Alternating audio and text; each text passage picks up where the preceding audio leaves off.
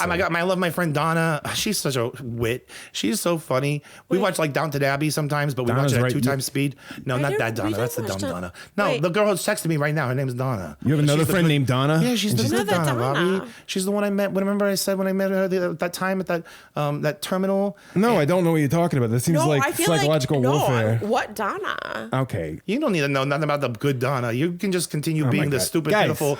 It's episode 40. Come on. That's a milestone. Fuzz zero. Episode 40, we're going to finish our top 10 countdown. Jesus. Here we go. Everybody can get on my level. That'd be 40 great. episodes of this fucking stupid imp next to me. No, she came in late. I was smarter before she was on here, Bobby.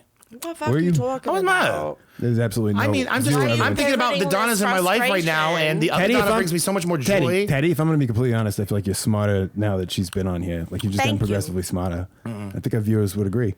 Well, and so episode 40, can you guys focus real quick? And then you can Donna's definitely dumber. I agree with you. I'm smarter. She's dumber. Thank you, and Teddy. It's the 40th episode. It's amazing. We've had such an amazing. Silence your phone. We've had amazing arcs in our journey. We have. But it's not time for a look back. It's time to finish our top 5 suspects. So, you guys ready for this?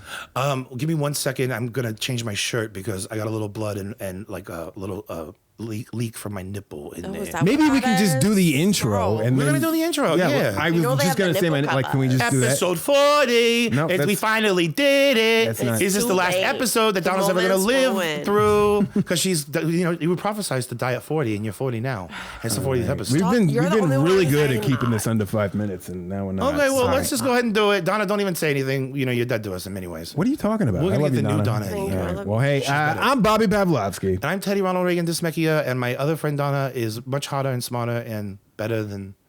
This is our top 10 episodes. This is a big pinnacle part 2. We're gonna start this over, and let's not mention your friend Donna. Okay. All right. I'm Bobby Pavlovsky. And I'm Teddy Ronald Reagan Dismecchia. And this is JonBenet today.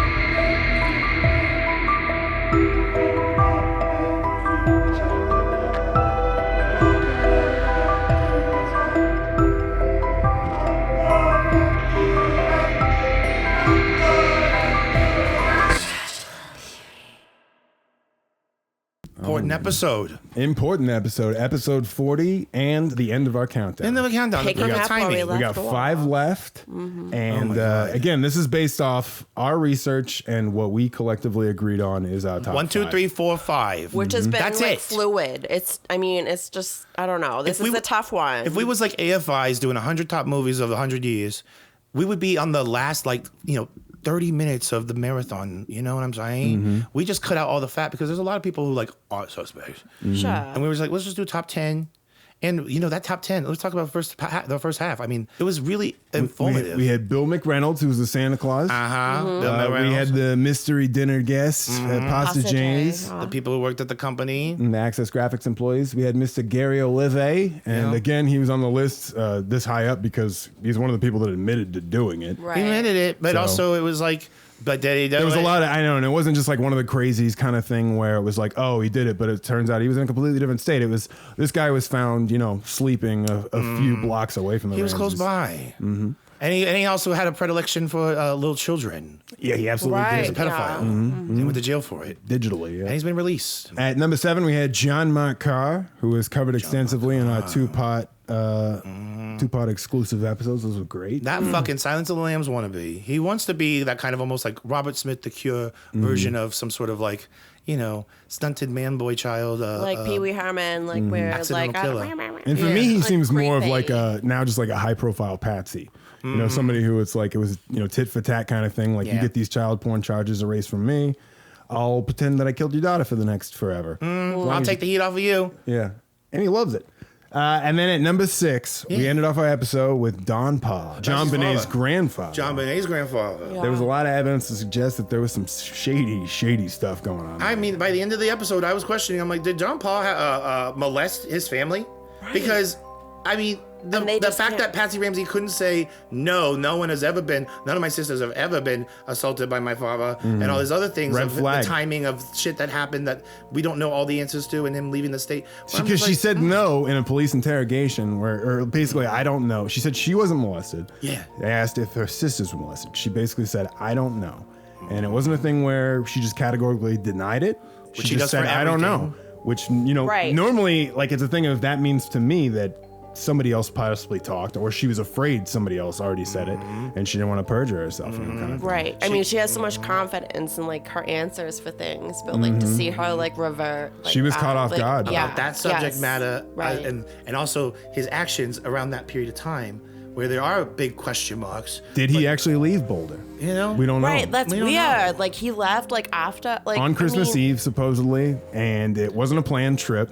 The dinner guest theory. He was the one who said these guys were all having dinner together, and it seems suspicious. Is that the same strategy that John and Patsy do with the neighbors and people, character witnesses, where they delegitimize them by saying they're potentially suspects when instead, like, they really could have maybe provided a kernel of truth that would have led to the culprit in this case, but we already. I mean, they did. Their... They did kind of, and it was the thing of basically like the kernel of truth for me was, look, the police were on this wild goose chase. And if anything, it just kind of exposed more of the interpersonal relationships of the family. Yeah. Right. Yeah, it does. They were just trying to buy time, though, I think. Like, you had, what's her name? Patsy Ramsey's mom. What's her fucking name? Nedra. You had her making fucking practically making jokes saying, oh, it's that Tom Campbell or whatever fuck guy. When it's like, bitch, your granddaughter just died. Right. And talk about like separate bedrooms. Him and Nedra were separate states. Separate fucking states. Separate time She worked briefly at Access Graphics Atlanta branch before she was fired by son of a bitch Tom Carson. And Don Pa was denied. Don Pa was glad handing it up over in Boulder, where he had an apartment, right near Pastor Jay's, just close to campus. And sometimes he would babysit JonBenet and Burke. And Donna, I gotta admit, you out of character, you made a really good point where you said when he's watching them, wouldn't he be the one that helps JonBenet wipe herself and clean herself when she has an accident at night? Right, like, yeah, he was the babysitter or whatever. No, guys, just relax. What did I say about turning your ringtone off? No, I'm not going to turn it off. It's important. She's asking what kind of toppings I want on my pizza. And the smart Donna, the good Donna. Did she spell it the same way? No, she spells it the better way. What's the better way? It's a different way. I mean, I'm not telling you. What? When you see our Donna and the way she spells her name compared to my Donna and the way that her name is better spelled, like, you can see that you've got just like development issues. You may have been. I mean, she didn't choose a name. Was your mother alcoholic the entire time she was No. Was she trying to kill herself? And to be clear, Donna, you just spell it Donna, so. Right. Jesus that's Christ. The normal spelling. Yeah, sure. She would think that. I mean, I don't want to dwell on it. I mean, that's fair. Donna's just a terrible person. I don't want to dwell on it either. But can you silence your ringtone? Because I don't. Please, God, I'm getting sweaty. You and your fucking fear of I don't know what ringtones. No, stupid. It's Vanessa. You know what you're doing to her. Why? And now you've befriended somebody else named Donna who spells it differently. Well, I guess Yeah, what is this? Like, who is this other Donna? I'm sorry. Are you jealous? Are you jealous? Me? Like, I don't know. Like, should I be? You should like, be. She would be much better than you. Actually, I can't wait to replace you. Like, what is that? Are you guys roommates? What is this it? more? Like, what Donna, is you she can prove yourself at? to be better than this, Donna. You can try all you might. Maybe try for once in your fucking life to, Is this like the final chess piece in your psychological warfare? You got the chimp ringtone coupled with the fact that it's a different you're just Donna? trying to like ruin me. Like what? Ruin you? Why is this affecting you at all? He's gonna break me. Donna. Like, just like there's this other Donna. Donna, why does the other Donna bother you?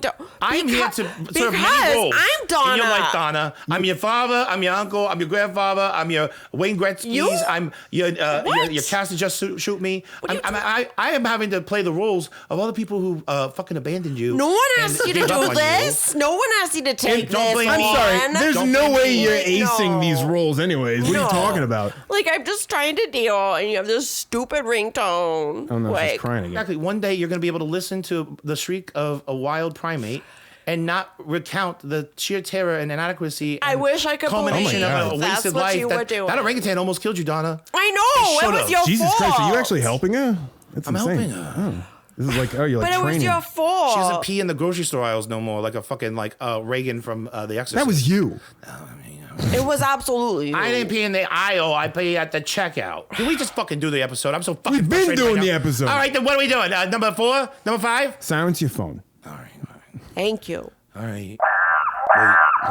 Oh, that made it louder. Okay, no, I got it. Shut up. Daddy. Why'd you hold it up to her? I know. You're like, here it is. think it's good for her. All right. Well, hey, so Don Pa was number 6. Let's move into our top 10 again, guys. Theme song. All right, coming in at number 5 is Mr. John Ramsey himself. Dun, dun, dun. John Donald Ramsey. What's his middle name, Mommy? Andrew. No, that's John Andrew Ramsey. Fucking idiot. God. John Ramsey himself, and in his words, he's going to be a hard suspect to, eliminate or prove. What eliminates you as suspects? I don't know if anything eliminates us. I don't know that we'll ever be able to prove our innocence. First of all, we shouldn't have to prove our innocence. Well, again, we shouldn't have to prove our innocence, but we've been cast that lot. Why do you think we killed our daughter? Tell me why. Tell me what we've done, what evidence you have, other than we were asleep in the home that night. There is no other evidence. There is no other reason.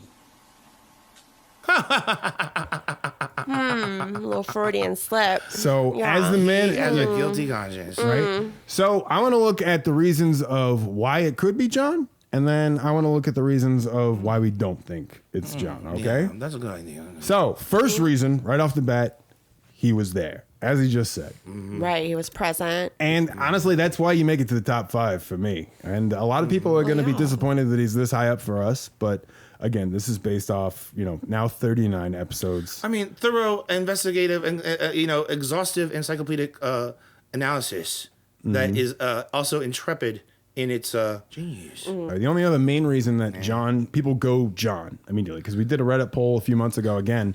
And it was pretty overwhelmingly, most people believe John did it. Yeah, the plurality thought that John was and I know where the disconnect is. It's the second people hear that JonBenet was molested, they immediately go there. So that's the other reason of why for John is that it was shown that she had been possibly priorly sexually abused. And so people jumped to the only other adult male in the house. Right. And that was Mr. John Ramsey. Right. Yes. It's like an emotional thing with them, and with I think there's a lot of emotions with this, but like they just you can't really like take that off of them. You can't like unfasten that conclusion they've reached, because it's tapping into something that is just very. I think it's very viscerally felt by many people, because unfortunately many people have experienced betrayal and assaults and molestations and things in their own lives, and that's part of what that's like in their mind, whether they admit it or not. That's something they've had to work through.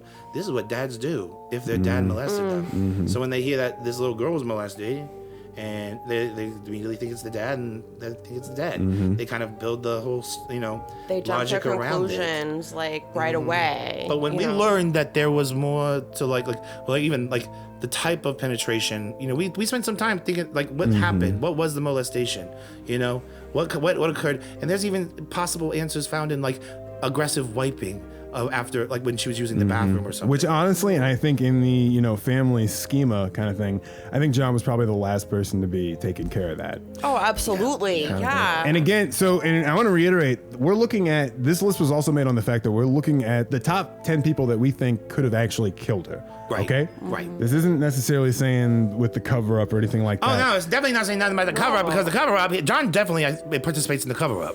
He does. orchestrates that. He's in the epicenter of it. Right. But I'm moving on to my why nots now, because I know there's not a lot of evidence, physical evidence there for John. Moving on to the why nots is the thing of he didn't write the note. So that means Patsy would have had to participate, and by her own words, we wouldn't be sitting here having this interview right now. He would be behind bars. Mr. Ramsey? The police asked that question of me. They said, hypothetically, if Patsy did it, or you thought she did it, would you turn her in? And I had to think about it, because I was like, I never even thought about that. Because I tried to give him a thoughtful answer, and I thought, and I said, yes, I would. Absolutely. You turn her in? Yes. Without question. They each turn each other in if the other person did it, and they've got separate lawyers and shit, and it's like they can't stand each other. And of all the hypothetical scenarios that we could come up with in regards to this with family members and everything, there isn't really one where it fits that John was doing it. To those of you who may want to ask, let me address very directly, I did not kill my daughter, JonBenet. There have also been innuendos that she has been or was sexually molested. I can tell you those were the most hurtful innuendos to us as a family. They are totally false. JonBenet and I had a very close relationship. I will miss her dearly for the rest of my life. Yikes. JonBenet. The most And you know what that tells me? insensitive- The JonBenet thing tells me that it was like this was such a rehearsed speech that it was like he knew that JonBenet and I was coming up, that he said it too quick. Yeah. Which is like, oh, even more. He was good telltale at, sign. I mean, he was a CEO, you know, aspiring he was- politician. But never elected. And he always says the same shit over and over again, which we've seen. But with no emotion either, like at all. He's trying to be like John Wayne. Yeah, He didn't he look can't like cry. cried. He already lost He one didn't daughter look like too. He like so. lost it. Like no. Like, And she had a better than his other daughter. it was like he was giving just bad saying, he news liked her to an more. employee. Like it didn't seem like he was talking about his dead daughter. She That's all I'm aged saying. out. It did. It did seem more like a statement from Right, a CEO. You're like right. a professional, like not rehearsed like PR statement, not like yeah. a hurting, like Yeah, he's just not father, great 'cause at it, his but daughter's Right dead. off the bat, he wants to eliminate for this press conference that he didn't kill her, and also it was the most hurtful thing ever to bring up the fact that he molested her. So let's not do this for the next. Like, I'd rather you call me a killer than a daughter molester, you know? No, we don't and wanna that's hurt your what that's that feelings. interview that went over Paula Woodward when she was part of Yeah, those the reporters handpicked handpicked journalists. Yeah, to by be Lynn there. Wood. By Lynn Wood. Oh, and what? Maybe he did it. So They thought they could. They still had an optimism that they could, do this so fucking great that they'd make it into a Sean Connery, Catherine Zeta-Jones movie. But instead, it became something where it's like sometimes there's just a little, shit that just like you can never get the stink off of them, and and it's also because it's like on a biblical level like an ultimate sin, even just covering up the death. But I will say, with John Ramsey, he traveled a lot for work. He wasn't home often. that's true. Yeah. And I just, it just kind And he of. vacationed a lot. He liked, Yeah, he liked to go to places. Where do you go? He goes to Michigan. Charlottesville, Michigan. Charlottesville. He loved to I go to Upper mean, Michigan. Very Makes close to sense North as Fox to Island. why he could be so detached from his daughter dying. Exactly, that's because why he wasn't there. He But that's probably also wanted why to I live think there he forever. wasn't molesting it. Yeah, he probably would want to live there. He'd be forever. like Tim Taylor in the Quest for Fire episode, season 7, episode 1 of Episode, Home yep. Improvement, Right. where he falls in love. He's enamored with Upper Peninsula, Michigan, and he wants to live there. He wants to have a runway He's for a camp obsessed, with like right. the boys. It's like, oh yeah. Yeah, and He's going through a he midlife was going to crisis. quit 2 times. He was thinking about it. That's yeah. a big movie effect, like uproot. I wonder like, if they shot that in geez. Charlottesville. It was very much a coastal part of Michigan. It was northern Michigan. I mean, I thought that they shot lots of things in Charlottesville. Well, Quest for Fire. That was a good episode. Oh my god, I love that episode. Great episode. And it's also just talks about with the Quest for Fire. Even us, we have a pursuit of making fire. Catching fire. We have a hunger Game. in our game. Okay. Okay. And it's something where that John Ramsey, even though for years I may have even just assumed, he might have killed her. When we looked at the facts over these last 40 episodes, it's just not enough, and that's why he's number 5. That's why he's number 5. He's number 5. Sorry to disappoint. So let's move on To the idiots who were disappointed because we were more right than them. I'm just saying. That's fair. That's Okay. fair. They can make a podcast. So let's move on to number 4. Okay, and this one is this one's a little tricky. Okay, this one is Okay. somebody we don't know yet. So number 4 is our unknown suspect theory. Quattro and And this isn't intruder did it, okay? This is maybe some sort of intruder, but the logistics behind it doesn't make sense to us because we are looking at this from the perspective of knowing Patsy wrote the note. right. This is not the Loosement theory. This is not the intruder did Yes. theory, but this is that it's someone we don't know who may have had a hand in, and maybe even maybe in association with the Ramseys, or maybe just completely not. But it's like someone we just haven't talked about ever. Well, we don't know. It's a Right. thing of Patsy's we know. not gonna write a note for nothing, Right. Like, or for some random person. And like, no. John Andrew did have, some friends, and that's the thing that always throws it off. We don't know. And John Andrew did have some friends that would stay over. We do know that the butler door was slightly ajar when It the was a police, showed up. I mean, So that's, and also, it's because they wanted it to look like an intruder. So it's, it's either that or, maybe it was some actual unknown person that we haven't talked about. This isn't a Gary Olive. This isn't a Bill McReynolds. This is, a random person who we are, being open here. And that, there is so many coincidences sometimes that happen with fate and stuff that, it looks like that. Well, someone who, like Patsy, or somebody like that isn't someone of the other suspects that they participated. Because Patsy maybe she went on TaskRabbit or something like that. She was like, I need someone with experience and maybe having an affair, maybe something we don't even know. She was dating a Latino guy. And we also know based on this old interview with the Ramseys from 2000 that there was flashlights seen in their kitchen. Right around midnight. They certainly could have been in the house for 4 or 5 hours while we were gone. I don't know when they came in. The person was in the house before you left. I don't think before we left. I don't think so. I think they came into the house after we left. Were there when we came home. Waited till we fell asleep. One of our neighbors reported seeing a flashlight light in the kitchen around midnight, I believe. The beam of flashlight shining. Reminding him, like, that's what I asked you, honey. Well, and so, oh my God, that's the thing for me, that actually is that's a very good and critical piece of evidence towards an intruder. But you notice that they don't actually really use that after that interview. That's the first time he says it. And honestly, the look on his face looks like a slip up. It was like the ending of a Curb Your Enthusiasm episode. It really is. He was mortified. Because there's a flashlight on the counter that they know that. It's evidence and a potential murder weapon that was scrubbed clean of prints. That it belonged to the Ramseys. And that's the first time he said that. And that was just in this trail off thing of talking about an intruder theory. And to me, it's like you would say that for years to come. That would help you. Our neighbor saw flashlights in the kitchen. We were asleep in bed. That would help your theory. Right. Why wouldn't you keep saying that? Right. Seems like it was a no-no, actually. Because I feel that the flashlight could have been in the kitchen because they were washing blood off of it or something. Well, and it also sets the timing where a neighbor saw beams from the flashlight coming from the kitchen around midnight, which is also around the time in which JonBenet would have digested on the very latest the time frame, the pineapple stuff. So it's like, okay. Who had the flashlight? Were they playing a game? Was this an intruder though?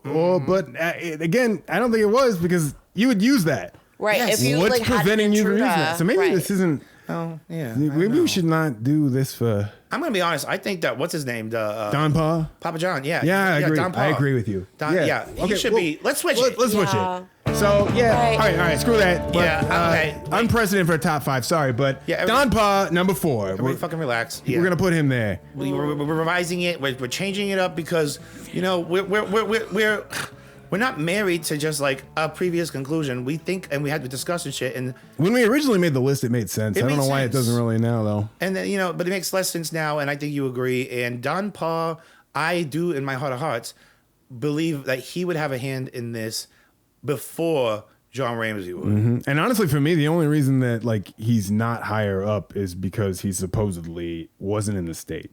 And that's just a supposedly. And he never did any interviews, so the focus was completely off of him. And that's actually the same reason for why our number 3 is our number 3 as well. Number 3. And that's Mr. John Andrew Ramsey. Supposedly not in town. And also, he's going to be the one that's going to be taking over. For the Ramsey family, her death has meant a lifetime of anguish and suffering that's taken its toll. John Andrew will soon take over from his elderly father in the family's battle for justice. And he vows not to give up until the killer is behind bars. The facts are that the players in this case are still alive today, right? People with institutional knowledge are still here. Witnesses are still here.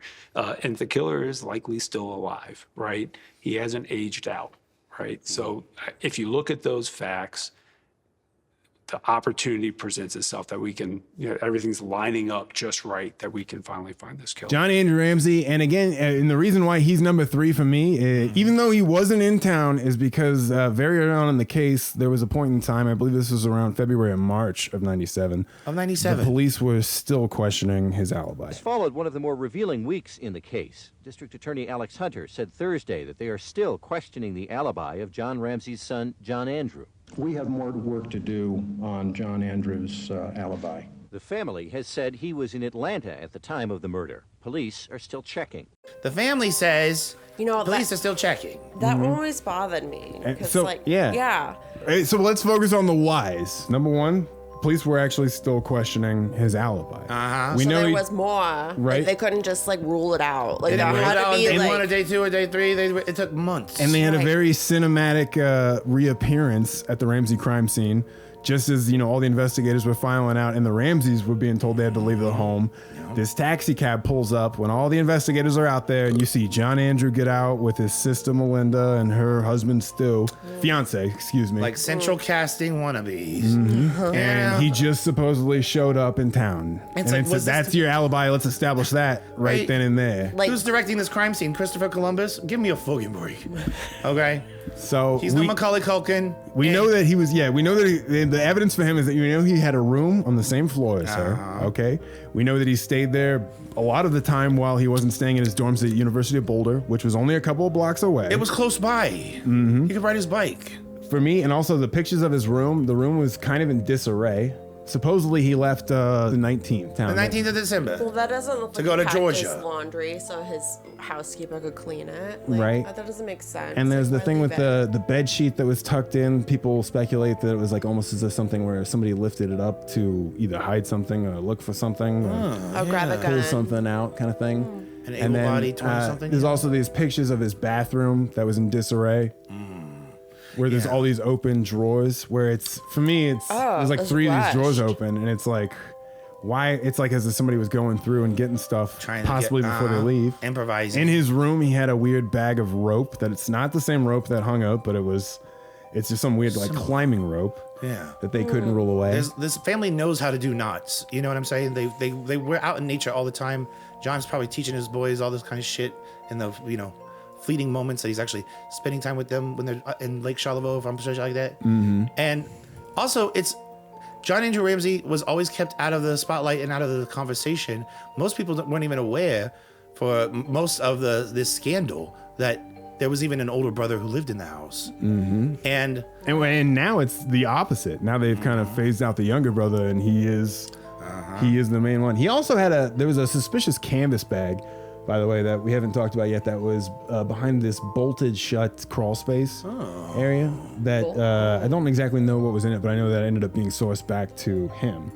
He stored a lot of stuff there, including a suitcase that he would use to take clothes back and forth from school that would become the infamous suitcase below the window. The cum suitcase that also had her fibers from her clothes that were the clothes she was wearing in the boiler room, or where the fuck that was. There was like a little blanket and a towel and a copy of "Oh, the Places You'll Go." Wow. Not very far, apparently. And it was the towel had semen on it, and it also had the fibers Male from JonBenet's semen. clothes, as if it had been wiped. And we know that she had been wiped down too. Yeah.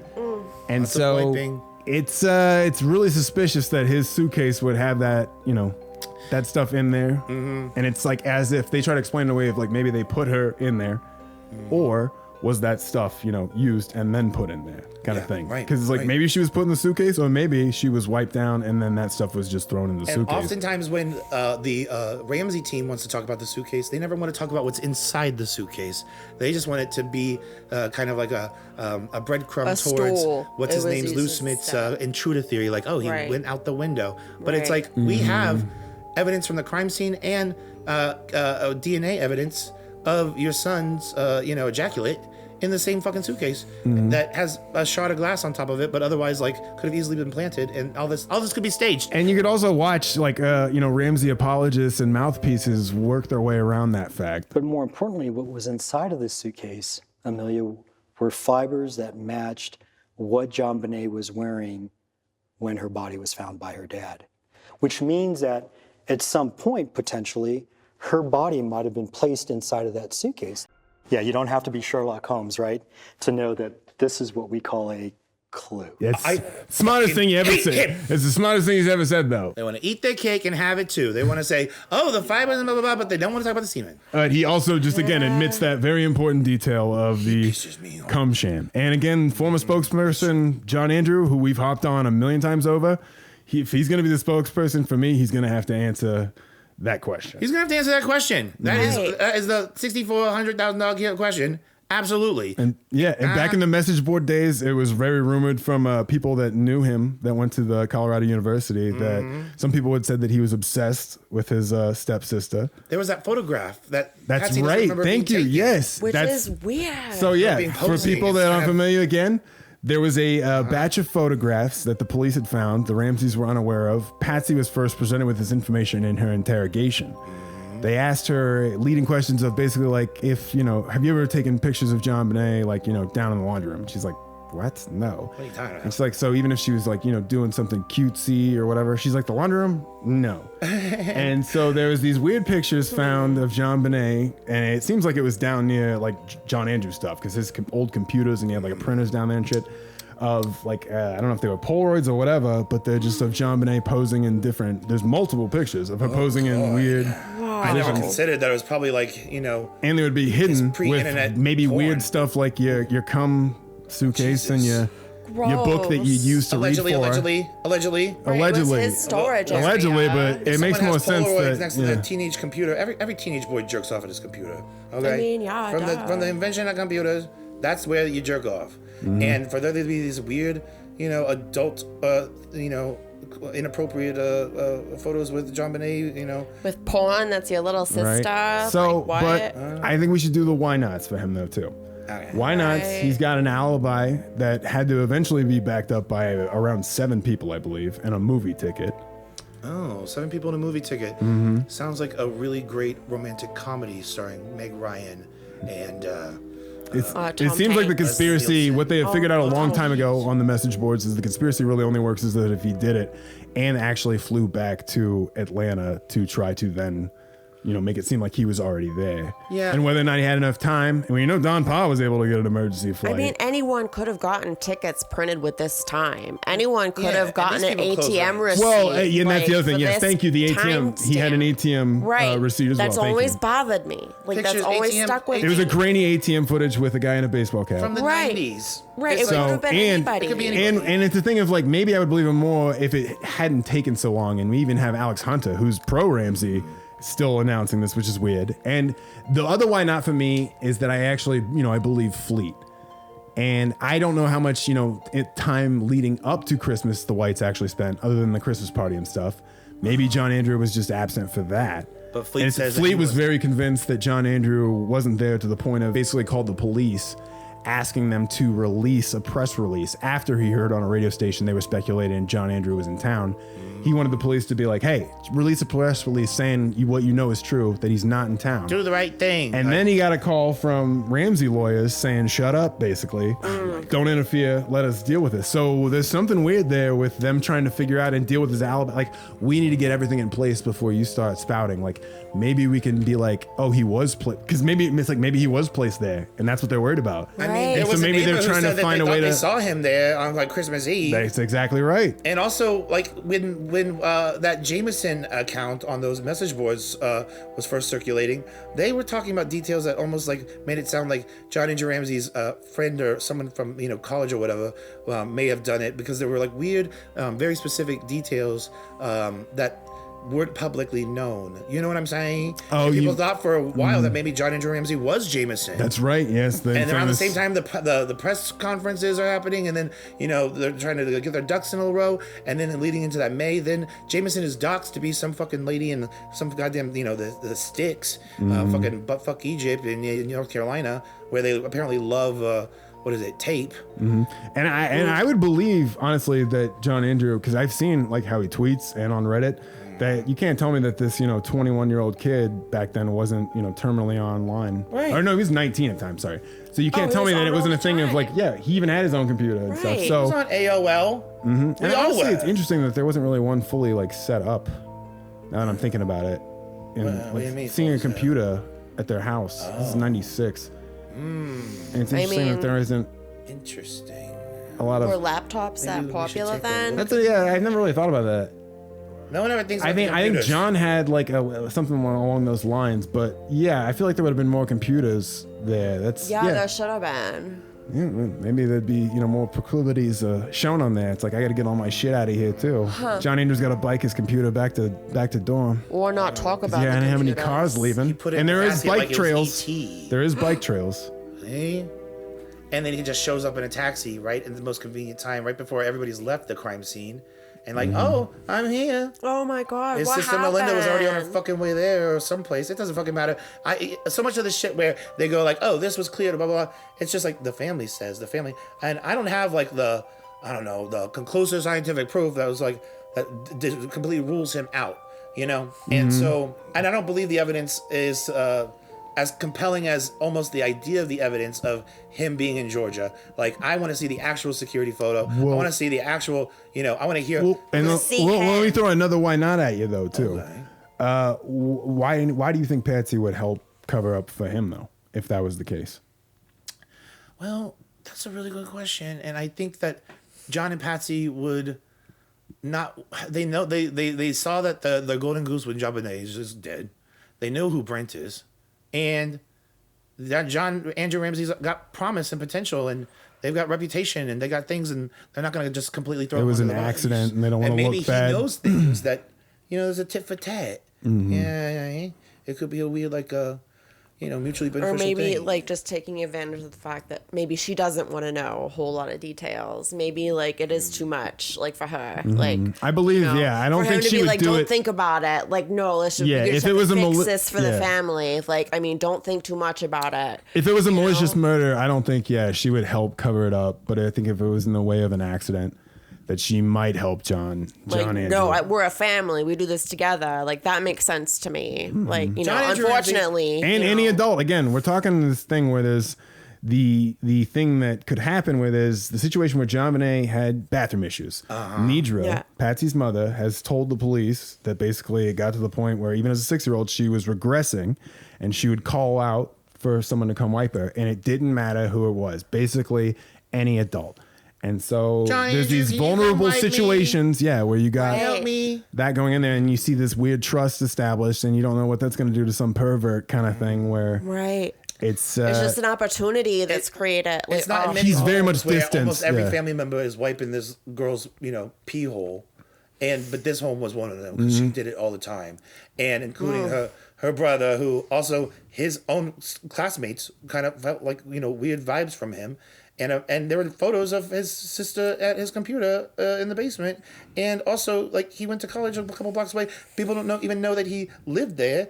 That's the thing; they distance themselves from him, even being really a part of it. Yeah. And Bobby, remember when they said, "What would you say to the killer? What do you recommend we do? We do to the killer?" And he said something like, "Forgive him." He said forgiveness. Right, because you would want to forgive your family. You want to forgive. You want them to forgive you. Right, like. That what a good point. Fishy. I mean, when there's smoke, there's fire, and we're on the quest for fire.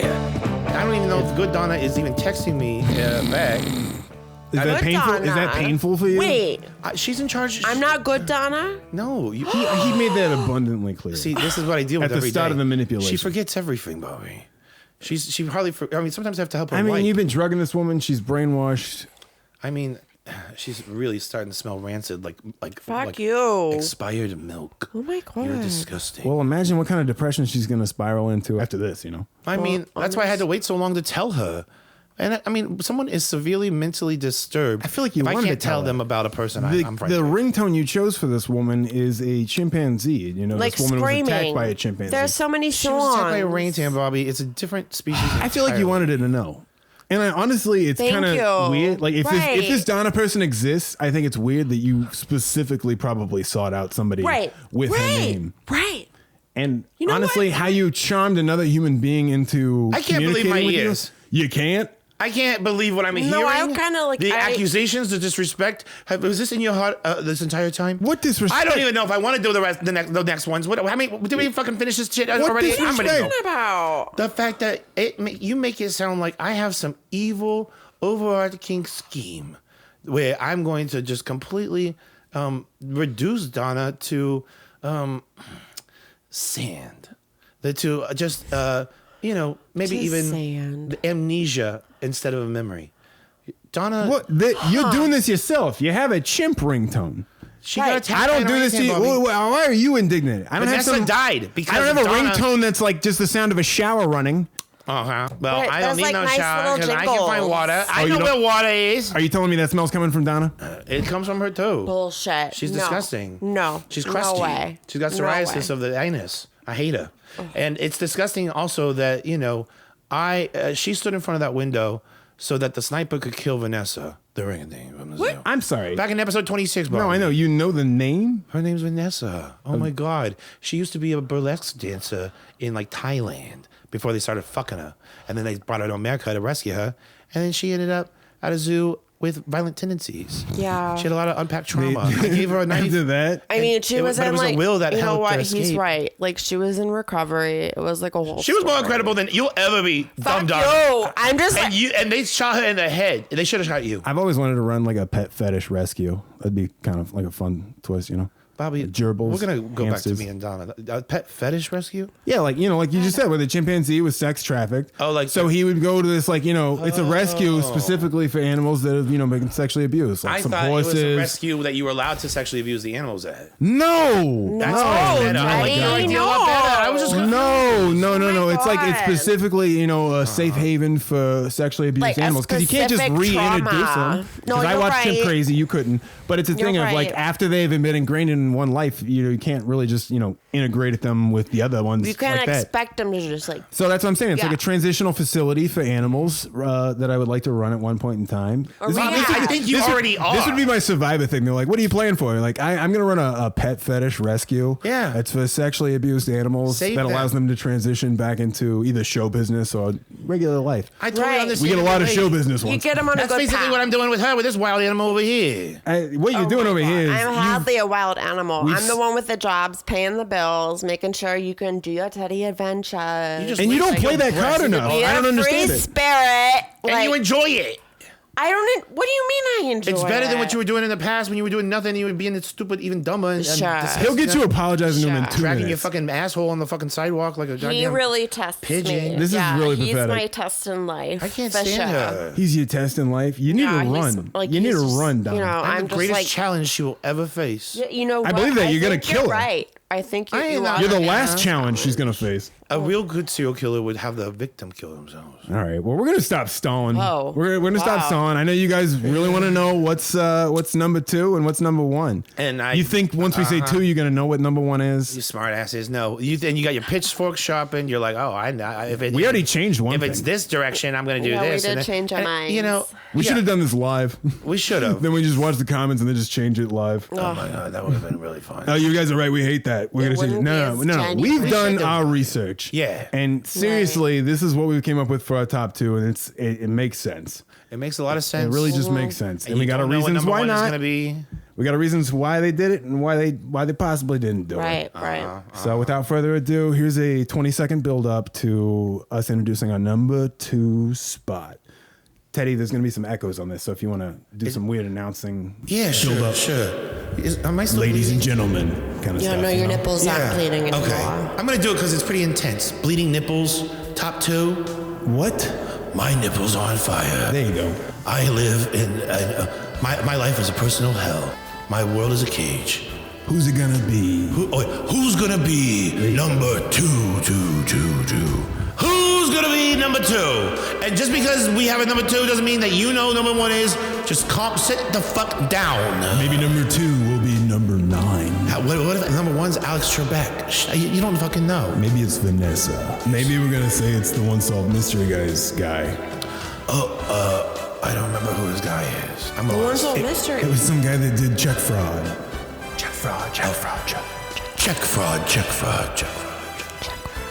Number two is... Say it, tell him, Bobby. Patsy Ramsey. Ding, ding, ding, ding, ding, ding, ding, ding, ding, ding. Another contest she didn't win. Me? Oh, and that's so funny. Yeah, that's really funny, Bobby. That is funny. And it's because that's the thing. This is the thing. Patsy, we've got a lot of talk about Patsy. First off, let's do the first reason though. Yeah. She was there. She was there. That's Just why like John. she's considered. This is why you get high. This is why you get on the top 5. You were fucking there. You were there in the house. It is clear that Patsy Ramsey wrote the ransom letter.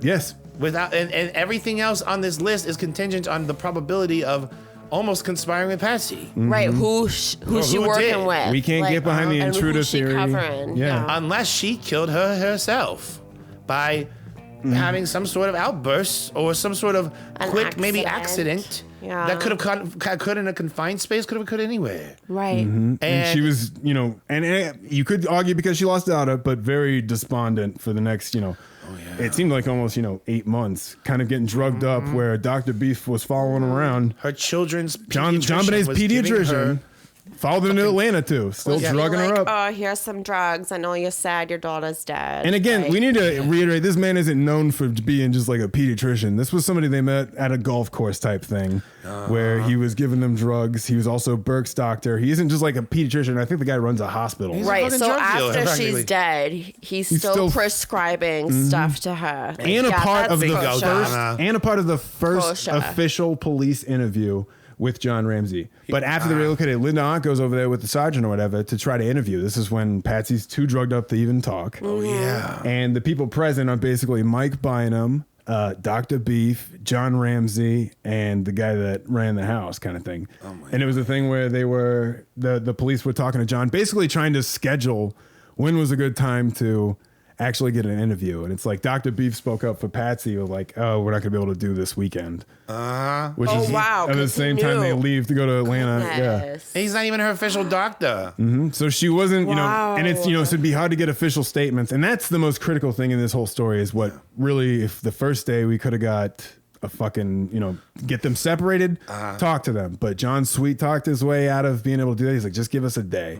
And that again turned into 6 months. They kept buying their time. And so Patsy wasn't, communicated to in those first few days. Even like, when she went back to Atlanta, Pam's talking about how she's going in and out saying like, they just had, like, she just kept saying, what did they do to my baby? Why would they do this? She's drugged up. Like, I mean, she just knows that her kid's dead. That's all she like keep her knows. in a fucking room and drug her up and get her into the next 72 right, so she hours. has no other details. Ordinarily, a mom would want to confess to the police and get all the information out and be, be more supportive. But almost she was not supportive under the guise that she wasn't in a condition where she could do anything. But it also isn't that awfully convenient. And like another huge one for me for her is that her fibers from her sweater that were found on JonBenet and other places. But we'll get off to we'll get to where the other places were in just a second.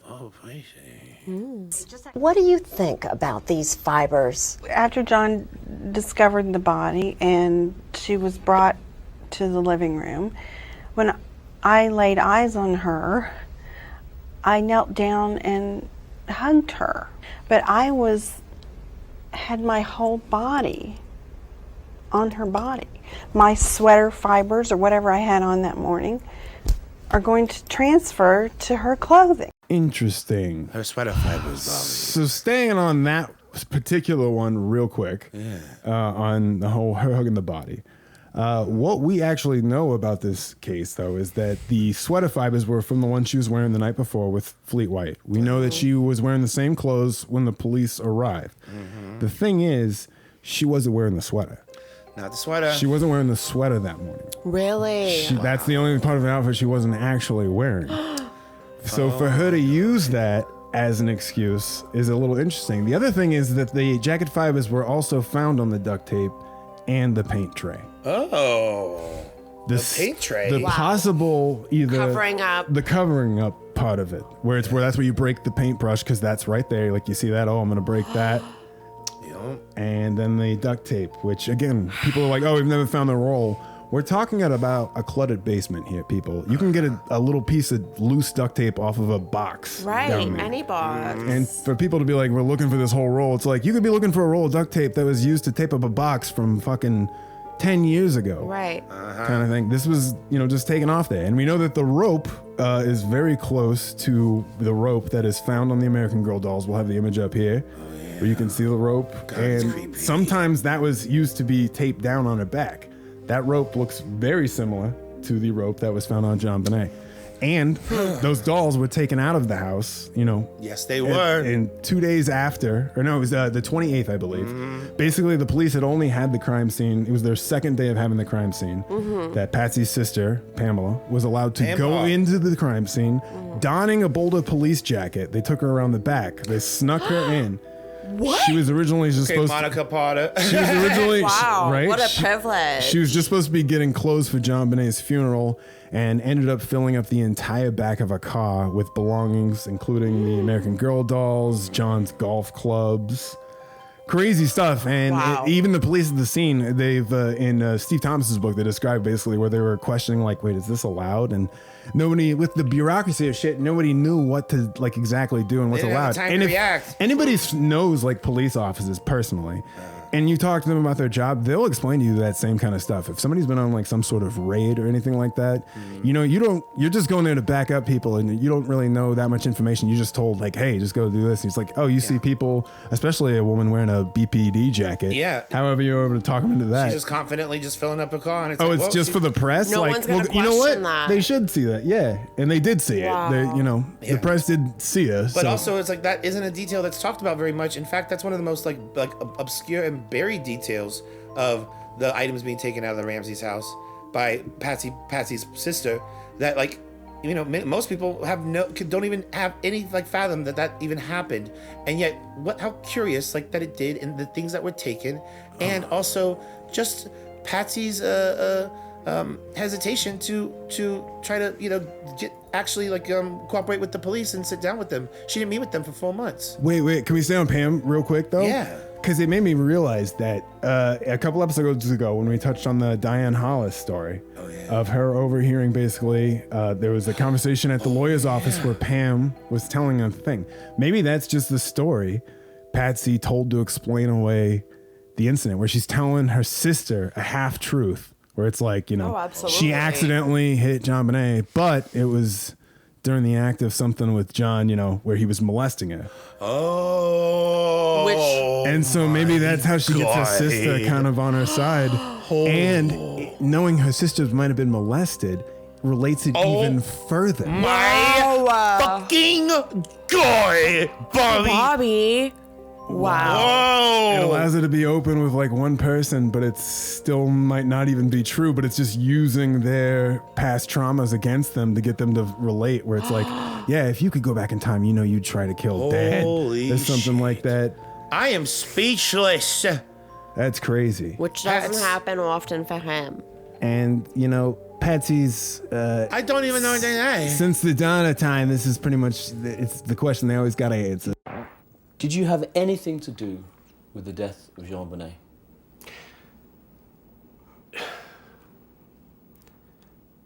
No. That's the most difficult question I've ever been asked, and I've been asked that before. I would have given my life for JonBenet, and I will regret for the rest of my life that I wasn't able to that night. No. To answer the question, no, we did not.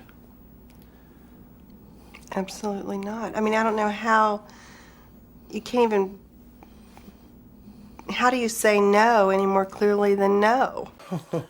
And I think, again, there's very strong evidence earlier on where she did do this without John's participation. There's the whole situation where a lot of people have problems with Patsy because they're like, if she did it, why would she call 911? Why would they just go with what's in the ransom note? The ransom note that, again, we know she wrote, and it seems like it's very much directed at John to put him on a journey to get him out of the house kind of situation. And people are like, they have a problem with her calling it. But we know that they recount in the death of innocence, and I know we're taking their word at face value, that Patsy asked John, what do we do? And he said, we call the police. She's like, are you sure? And he's like, yes, we call the police. We also actually have that from Burke's first police interview, where he talks about how he heard her supposedly, whatever. We'll get into stuff if we go to him. But we heard If everybody, if sit Burke, the fuck down. and until you stand. Burke also recounts hearing that from supposedly his room or wherever the fuck he was. That was at the other end of the second floor, so he would have probably have to listen to, but closer to the spiral staircase. I'll have the map up for people to see. Okay. Yeah. He recounts hearing his mom saying, "What do we do?" and his dad saying, "We call the police." Situation. So I think said the wrong thing. I think it's like a whole thing where Patsy might have spent a bunch of time trying to set this whole thing up, and it came down to that moment. She wanted him to say, "Well, let's got to do what the letter says," and he said, "We're calling the cops." But when did he find out then? Kind of thing. Like, when did he find out? And I love this because that's my favorite part of the Barbara Walters interview that they sat down for with her. What do you say when people say you just snapped? I mean, whatever it was, something went wrong, you did this terrible thing, John then helped you, you staged this whole thing, It's nonsense. Maybe you don't even know that she did it. That's impossible. Where she has to look at him. Oh my God. She almost doesn't know what his reaction is to that, but she wants to make sure he doesn't fuck that up. They're trying to tag team this interview, and she's like, "I'm looking at you, so like, just catch that glance." You know what I mean? And maybe he's so fucking absent-minded that he's honestly just never asked a question or just always went along with it. It almost gives me the impression of Patsy Ramsey as this Machiavellian fucking mastermind of like social manipulation, where she knows how to activate her sister to do what she wants her sister to do in the time that she needs her to do it, ASAP. And what did she, present to John in order to try to to activate him in a certain way? And maybe she didn't. Maybe she didn't. Because again, he was never there. And maybe he was always just like a, hear no evil, see no evil thing. And it was, keep the kids away from John thing. Keep him away from this situation. Like, I thought I was helping you.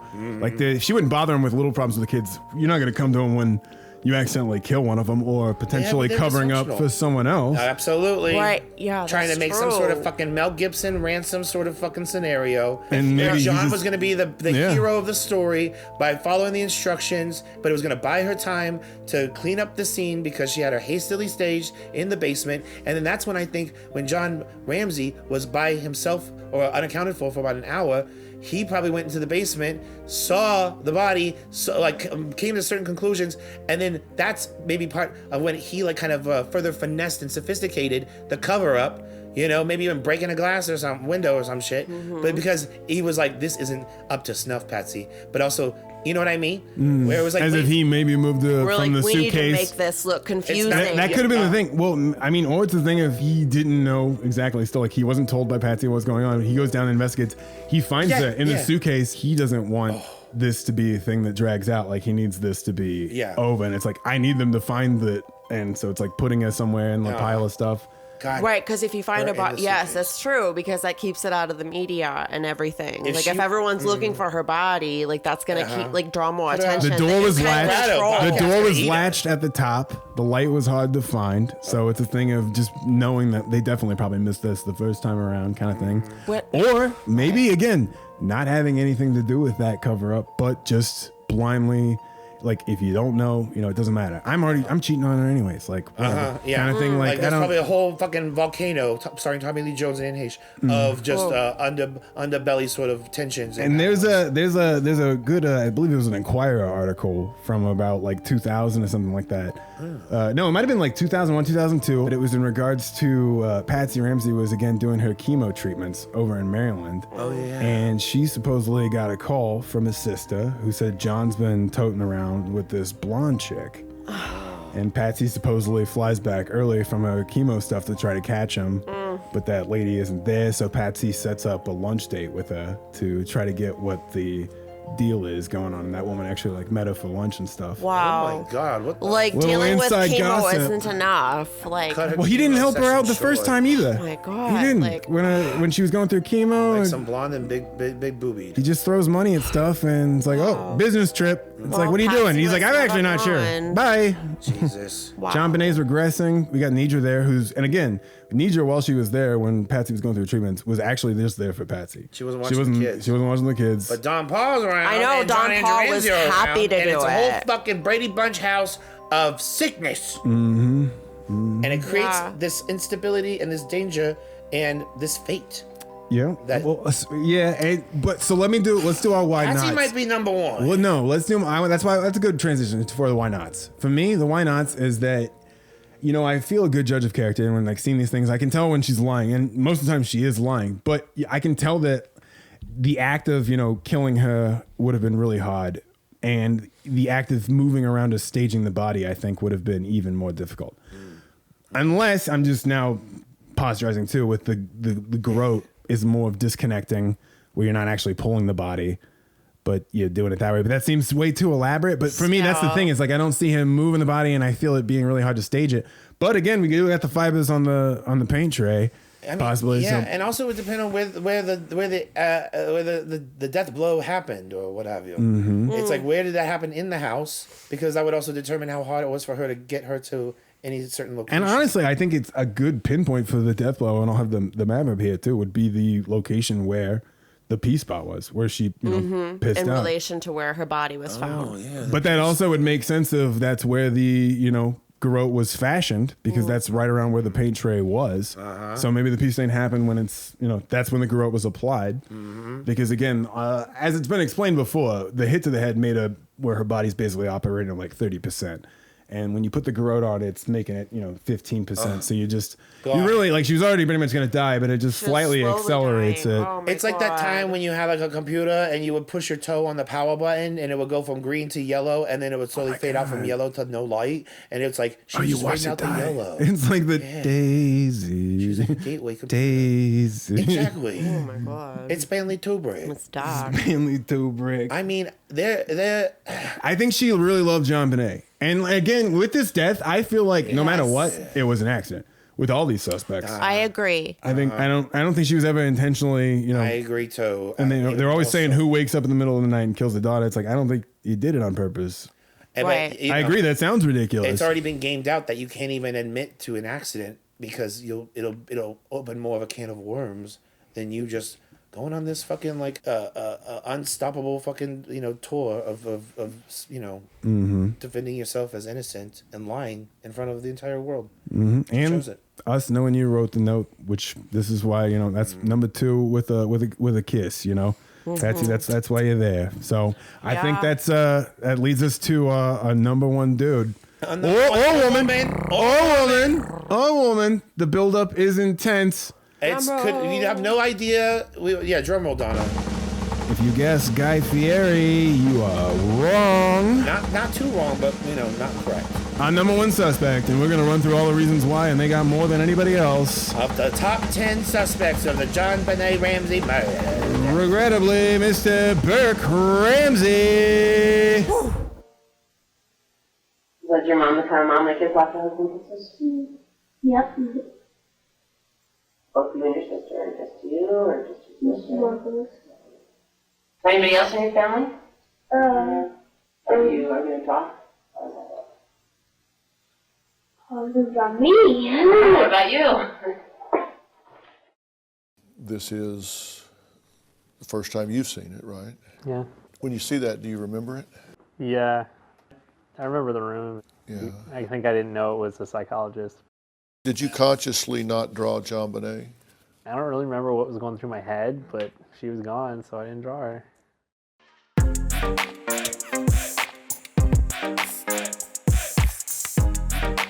I like that he just thought that he nailed that. Like that was just a PR disaster. It was absolutely having that boy grinning talk the to, whole time. After like 20-some years, they have Burke Ramsey finally breaks his silence, and I don't know fucking why. And he can't keep a straight face. And I don't think if Patsy was alive, she would have ever let that happen.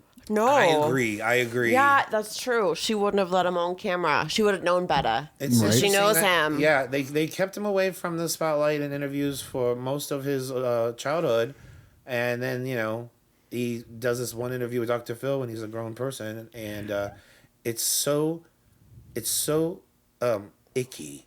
Yes. I mean, I feel like what's more telling is we haven't heard anything since. Like, it was just this one and, like, nothing. Well, he dipped in to defend himself, and then they sued CBS and a bunch of other But professionals. he, like, as an adult, like, he's, like, a young adult there. Well, that's because the as, consensus, like, an adult, like, the consensus of the whole thing is that he doesn't want to be public, and that's why Right. the Ramseys have always talked about they wanted to shield him from it.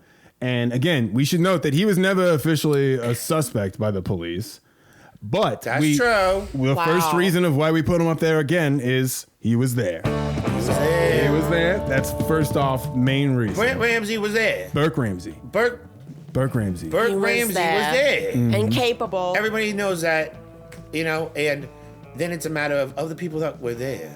Who most likely was the one that would, Is it the kid that after 20 some years finally admits on Dr. Phil of all places that you woke up in the middle of the night? And showing like that you didn't have any sort of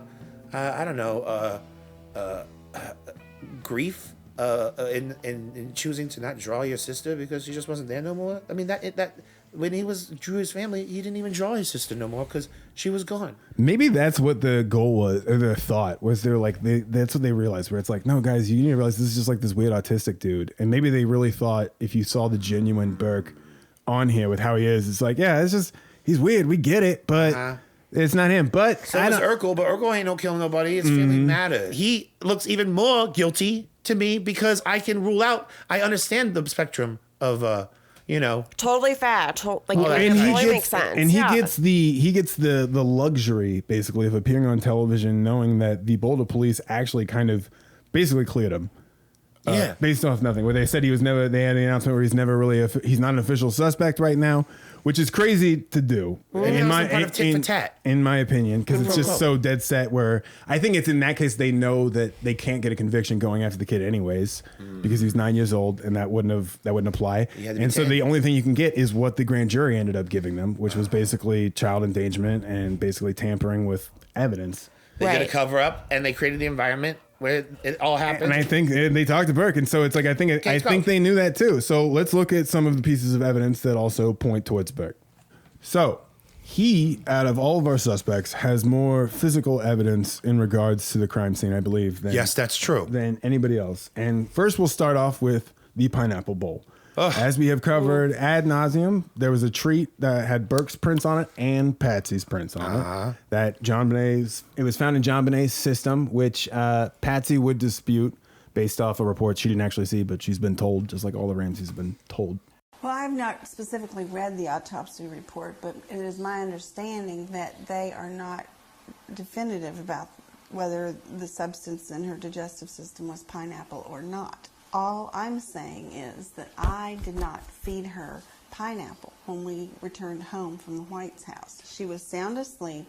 She was put in her bed and tucked in good night.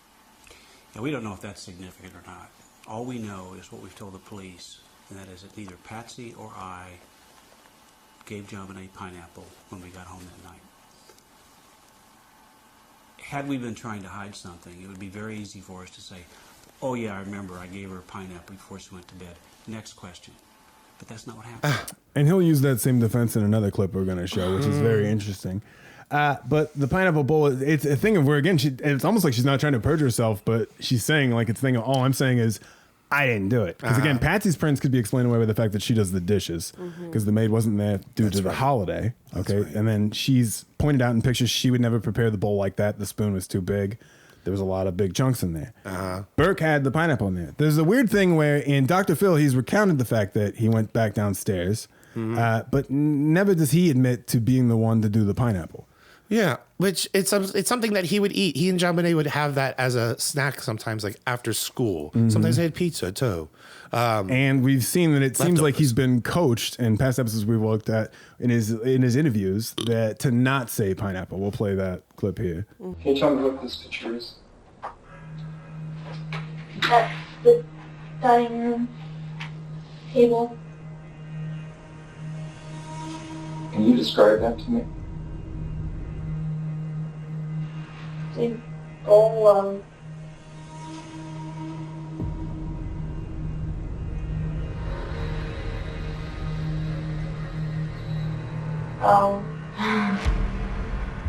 something. Okay. Looks like glass with a tea bag in it. Okay. Does that look like cereal inside there?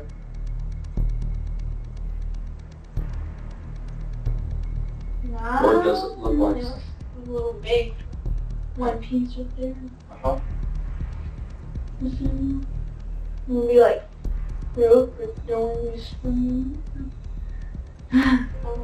It's like he's just playing a game of don't say it. Like the guy's gotta. He's trying to outlast, but he can't. And so it's like he definitely, he went back downstairs. There's some sort of thing where it's like there has to have been an interaction with the pineapple. It's not like some sort of random intruder would make JonBenet a snack that she has with her brother all the fucking time.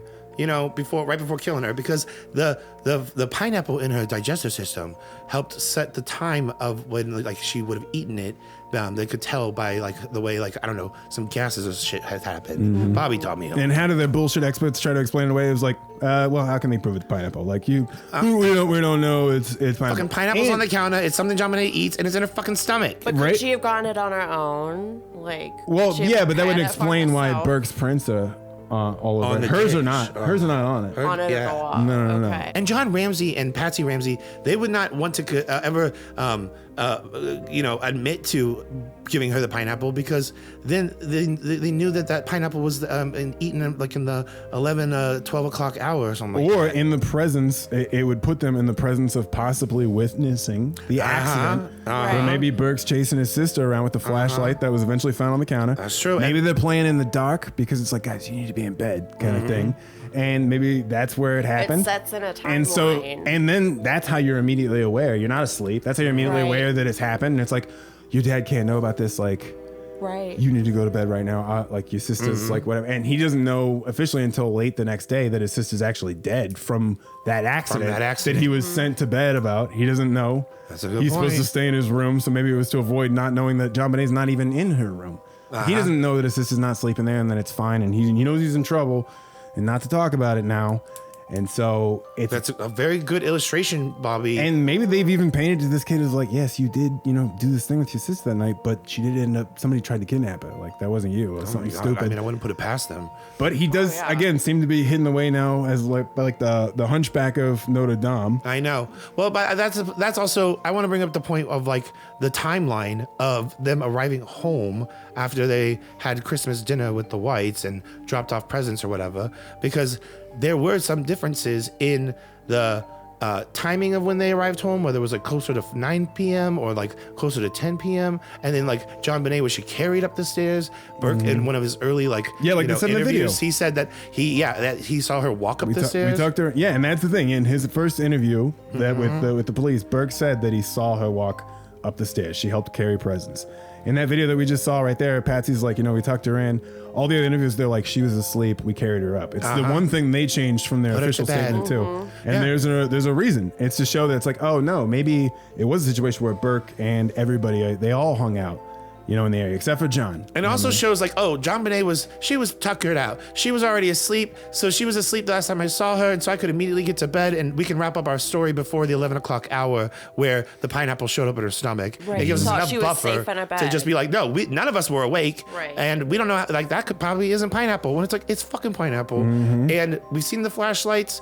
And also we saw the Christmas presents. Yeah, good transition to it. The Christmas presents in the basement. Yeah, where there were presents that were yet to be opened that they were probably going to open when they went to and JonBenet may have opened one of Burke's presents. It was a Lego set that had a tear on one corner, and maybe Burke, just like any young child, maybe with certain anger or attitude issues, like could have lashed out very easily and just banged her on the head. And because she opened his presents, those were his presents that she opened up. And there's the whole issue of, in the Dr. Phil interview, it was revealed that supposedly John put Burke to bed with a flashlight. It's an offhand comment that's just said really just out of nowhere. Here it is. And I think your dad had said he used the flashlight that night to put you to bed, and then you snuck downstairs to play. Yeah, I had some toy that I wanted to put together. I remember being downstairs after everyone was kind of in bed and wanting to get this thing out. Did you use the flashlight so you wouldn't be seen? I don't remember. I just remember being downstairs. I remember this toy. Oh my God. Interesting. Wow. And again, guys, Dr. Phil was people need to understand this is the first time in this case that's ever been brought up, and the only. Yeah, that hasn't been explained. That's the first mention of John. It sounds like maybe possibly because here I'll put up the picture where John's standing there with Dr. Phil and Bert. They talked. And so apparently there's a point in time where John explained to him, "Oh, I put him to bed." There's maybe because maybe that was going to be a gotcha question. Yeah, maybe they're going to be like, "Hey, what does it want on the flashlight?" And John just explains away. He's like, I was putting him together like to bed. Which again, going back to that 2000 interview where he blanked faces, and then they never mentioned flashlights again until privately, apparently with Dr. Phil. 15 fucking years later. But now it's I was putting him in bed with flashlights. Why would you seem so weird about the fact that, the neighbors saw a flashlight in your kitchen when you're like, couldn't that have been you when you were putting them to bed with flashlights? Oh, we do that at night, or I did this one night. Like, you would remember, I feel. And also, Brent, he admits to going downstairs to play with a toy, which deviates from, past stories of, the kids were fast asleep. And yet also he waffles on whether he had the flashlight or not, like almost like towards the end, like he caught himself because he's almost like Dr. Phil kind of puts him in a position where it's like, what kind of light source did you have? Were you using the flashlight or did you turn the lights on in the house? And he's just like, I don't know. I just remember I wanted that toy. Which tells you everything you need to know there. Because it's like, he's basically insinuating that it wasn't well lit. Yeah, kind of thing. Right. He's not gonna say like Bert could have been like, "Well, the lights were on." Yeah, I didn't need it. Could have, but he's being like, "Oh, I don't remember." That's a weird thing to not. Whether it was dark or light, and what kind of light it was. Give me a fucking break. He's horrible at this. And it shows he's been coached in the way of why wouldn't he have initially told the police that he woke up unless he knew possibly he did a bad thing and was told not to do that. Why is it pertinent to release this information 20 some years later? And couch it where it's like he just went down to get a toy. That could have been like 10 minutes of time, or it could have been like he was on there for hours. And again, he was on there that ended up being in response to these 2016 documentaries they knew were going to be coming out, that CBS produced, that ultimately basically concluded that the flashlight, like the force from a 9-year-old boy, would have been enough to do basically crack the skull, enough to not have the bleeding. And here's some clips of that. In my view, no doubt that this flashlight, or one exactly like it, caused that injury. We're going to ask you to strike the skull. Are you ready? The series also recreates the force that a young boy could potentially inflict on a skull dressed in a blonde wig. We're just going to peel this back, and you can see how it's broken.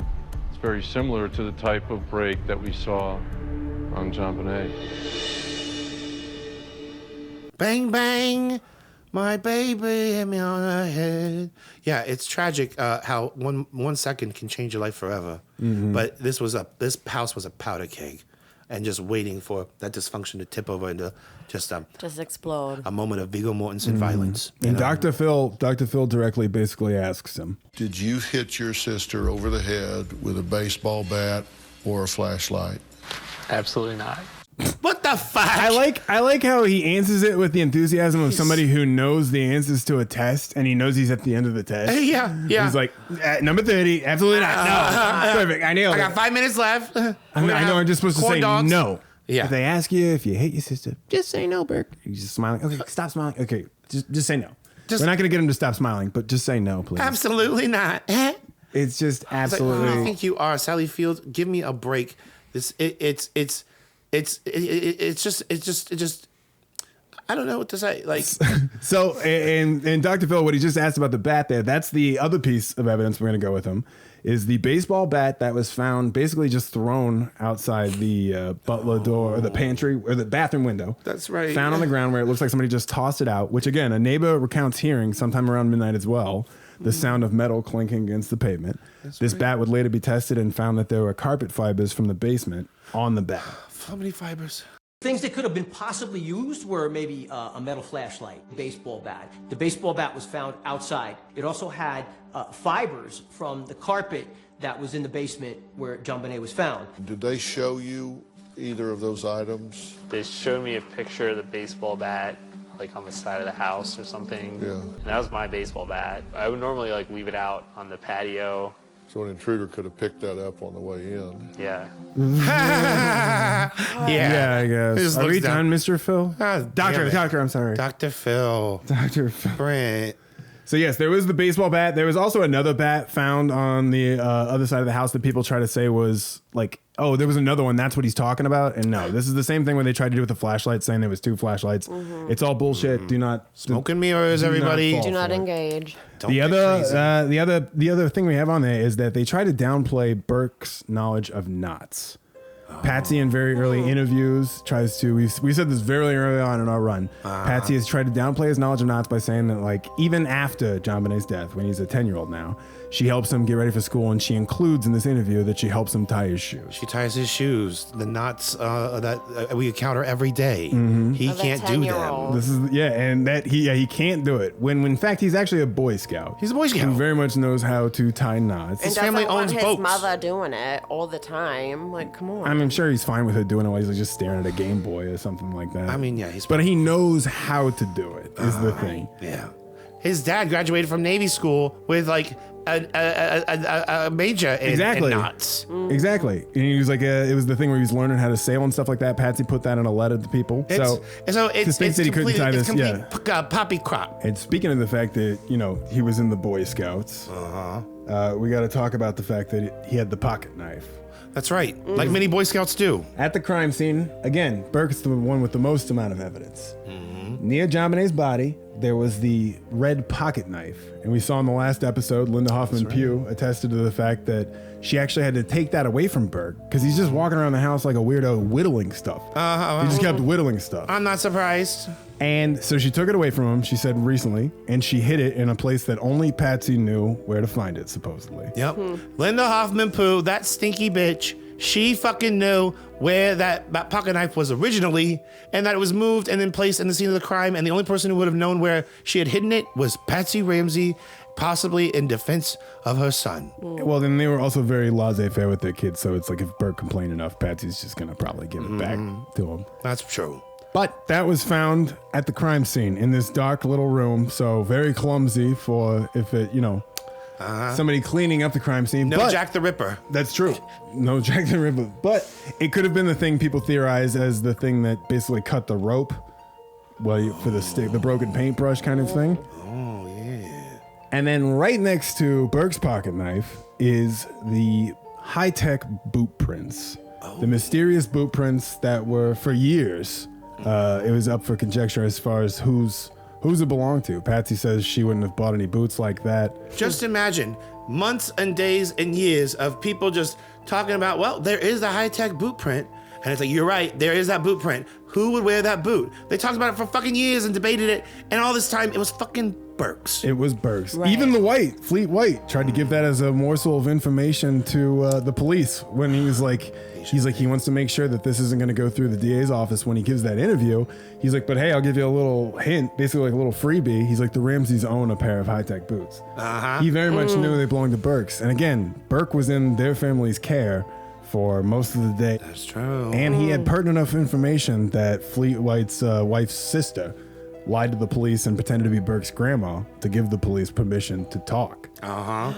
Without the Ramseys knowing about it, unsupervised, possibly illegal, but definitely illegal, I believe. Definitely driven by the righteous need of we need to record what he's going to say right now. And we found out they kept that information secret, that they had that interview for, almost 4 years. Well, the public didn't find out for 4 years, but it was presented before the grand jury. Wow. We found out that was part of the thing that was presented before them. I bet they were shitting themselves when that came in. Well, yeah. And there's a reason they hid it, because it's like, we don't have this as like admissible, but we could use it as a tool.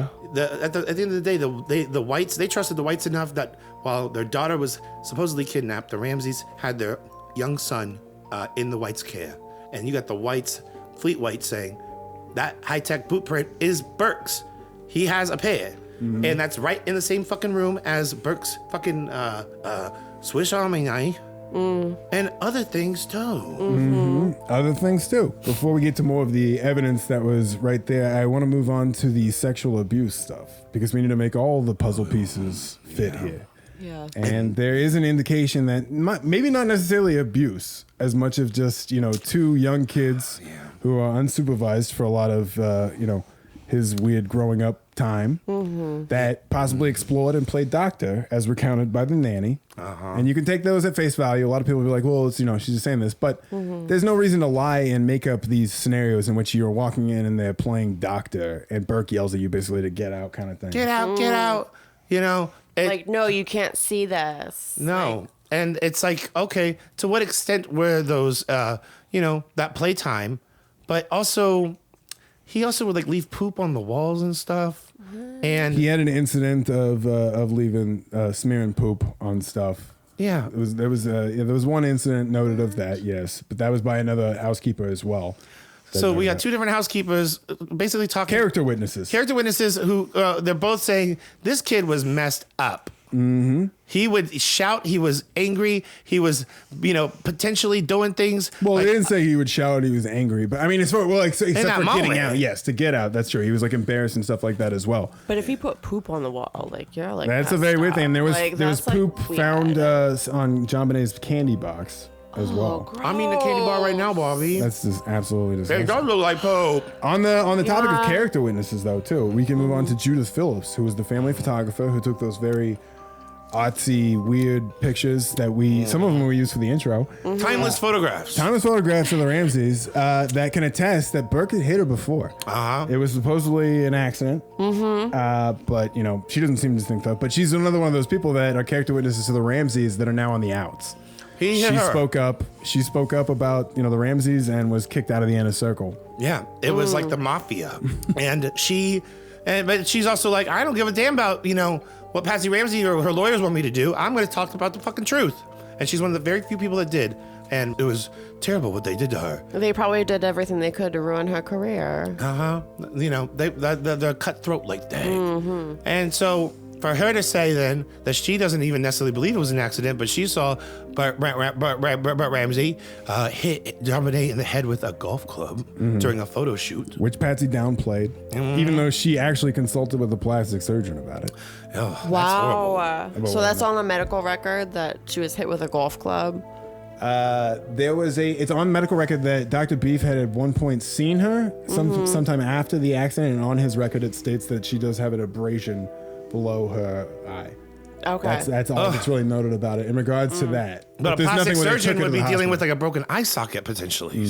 And when you have such a comfortable relationship with your child's pediatrician where they're giving you drugs when they're not even your doctor. They're not qualified. They're present for your police interviews, your potential police interviews. Then you can easily work together and get in cahoots to downplay anything that would leave any kind of paper trail of the horrific things that would occur sometimes between Brent and JonBenet. Let alone, I don't even know with. I mean, well, maybe not even horrific. Maybe it was just weird, experimenting stuff. Because again, her hymen was just shown as retracted. It wasn't like completely like damaged or anything like that. Oh, yeah. The abuse around, the outside of her vaginal area could be attributed again to the heavy wiping. People aggressive wiping, being upset that they even have to do it kind of thing. Maybe even a drunk Patsy or something like that. Right. But we do know that the paintbrush seems to have also penetrated her at one point, almost like a curious child. Doing something like that. I remember that now. Yeah, that's right. And again, it could have been an accident in the basement where there's where that kind of stuff happened, and he used the groat as a thing to possibly move her. But we'll go back to that. I want to move on to the other thing that people like to put out as a theory, and that's Burke Ramsey can be heard on the 911 call. Patsy? Patsy?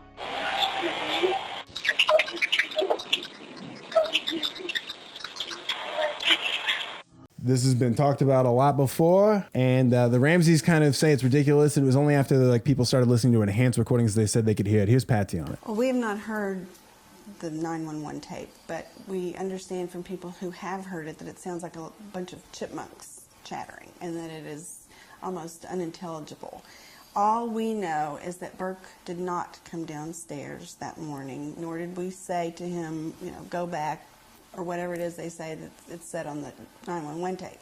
I phoned the police, called 911 from the kitchen telephone, wall phone, hung up, dialed one set of our friends, hung up, and dialed another set of friends and asked them to come quickly to help. How soon after that 911 call did you dial the first? Immediately. So it seems to me like if you hang up the phone, you're not going to be able to place another call unless the phone is completely. Look, this is another. There's been no logic applied to any of this case, in my judgment. Again, if we were trying to hide something, we'd say, "Oh yeah, I remember. Burke did get up, and I told him to go back to bed." Next question. But the fact of the matter is, that didn't happen. You can see their strategies, can't you? Mm-hmm. You can just see their strategies where they're just like, oh, I did not see this, or I did not read that, or blah, blah, blah. And also, like, on the call, for people that aren't familiar with it, there's the thing where people supposedly can hear Burke say, "What did you find?" Followed by John saying, "We're not talking to you." And then that's where Patsy's really breaking down like the "Help me Jesus," and she's not really fully on the phone anymore kind of thing. And so it's very suspicious. The Ramseys try to explain away like, no, he's definitely in bed. But we know that Burke's accounts of stuff where he's pretended to be asleep while the officer looked through his room. He remembers his mom running in frantically and then listening supposedly from his room, which was on the other end of the house. Other end of the house to hear them say like, "What do we do? Call the police," kind of thing.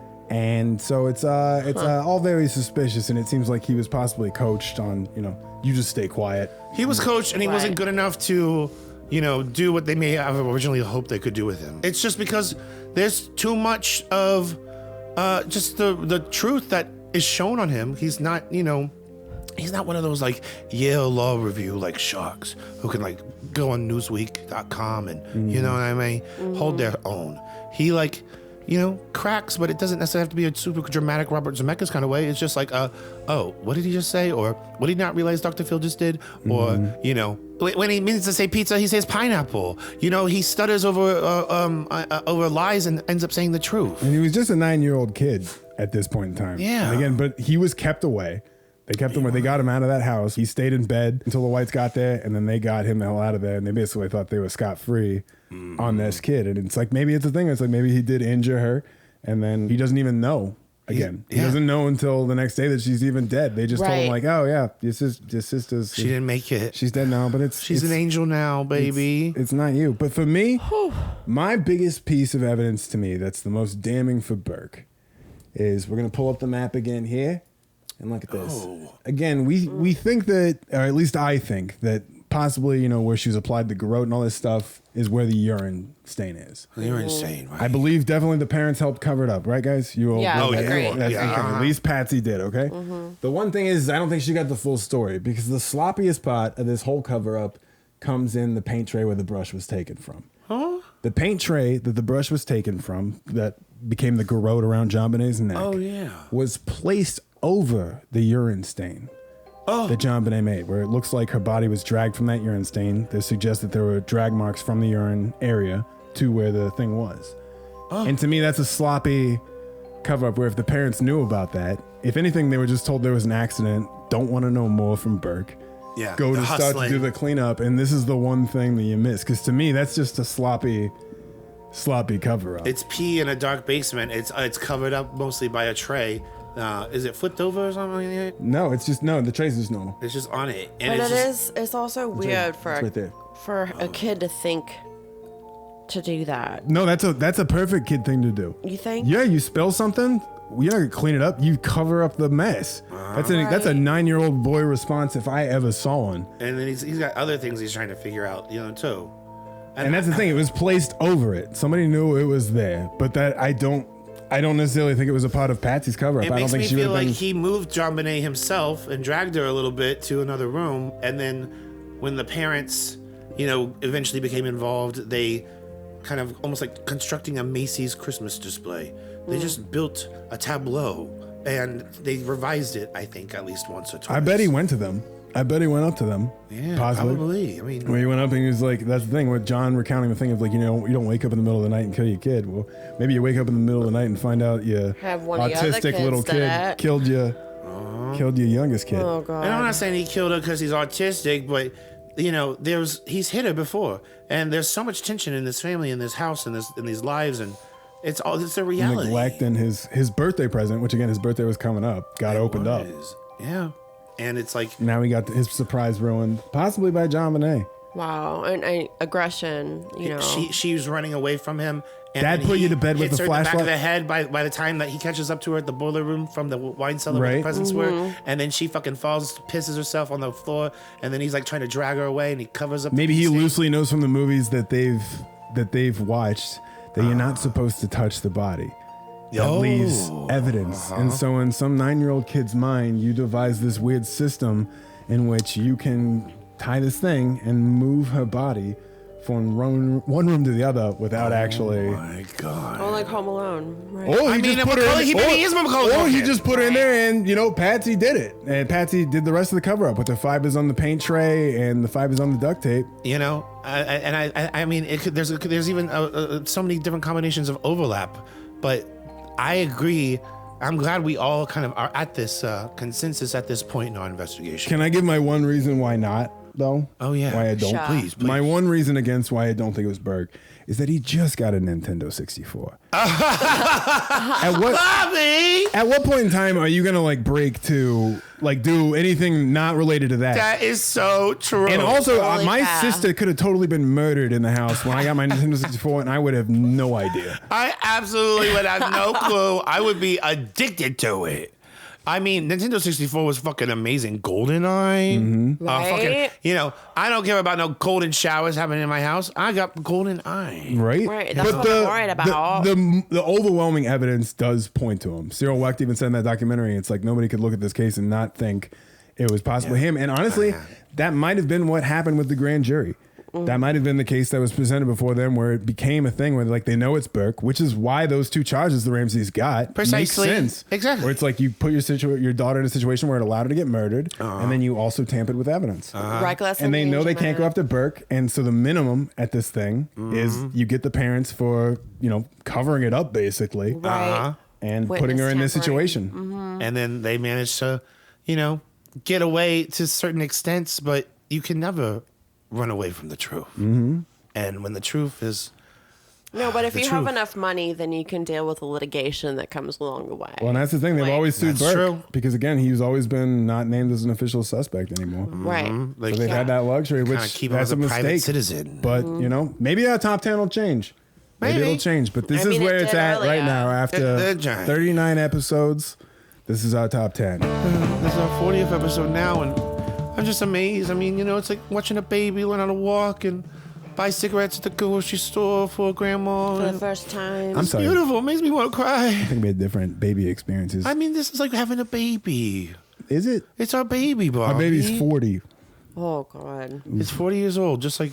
And she's a dog. We'll be grandparents She's soon. losing teeth all over the house. I know. Are we talking about Donna? Or No. What? Come on. Wow. I'm sorry. Teddy. Okay. Maybe Well, we talk- anyway, I'm gonna go ahead and I'm gonna skedaddle. I'm yeah. gonna go hang All out right. with good Donna. Jesus Christ. Yeah. I'm sorry, is our Donna going to give you a ride? Yeah, actually, you will. Oh, I am. It's on your way to the place To to go get hang out with the my other food, Donna? to get my chicken and my dry cleaning. Shut the fuck You up. didn't even invite me. I'm just dropping you off to hang out with Do you this wanna other come? Donna. Do you even want to? I don't know. Maybe I want to meet her. You're a masochist. Jesus, I can't. I don't even believe All you when right, you say fine, that. Teddy. You don't want to. yeah. You don't want to be there. I'll be in the car. Stop trying. Oh to my do this God, for you're me. just going to wait? This is disgusting. I like it cold. Oh, Anyway, I hate what you've done to her. happy birthday, JonBenet, today. Oh, happy birthday, JonBenet. Well, it's not Actually, really- no, it's not the birthday. Is that a birthday? Well, it's the 40th episode. We did it. It was No, we were fantastic. supposed to I mean, it stop was a really that. great countdown, honestly. I think it's one of the best countdowns. I think it was. A lot I think of it was. thought. On a lot countdown of thought. countdowns, what do you think our countdown would be? Like maybe like number two?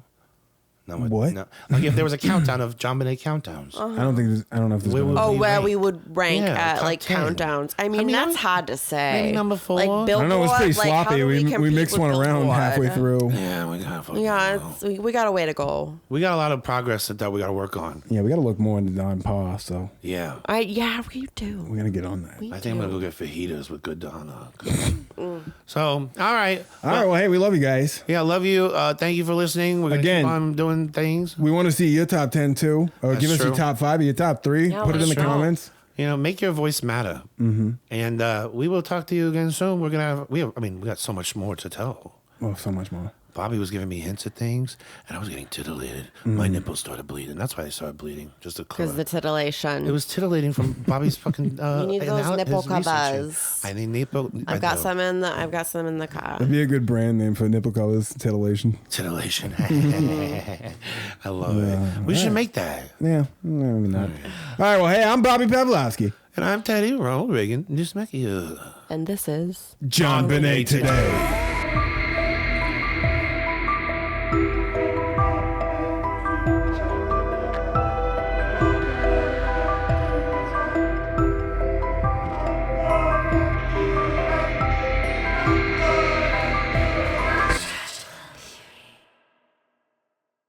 I live in my life is a personal hell.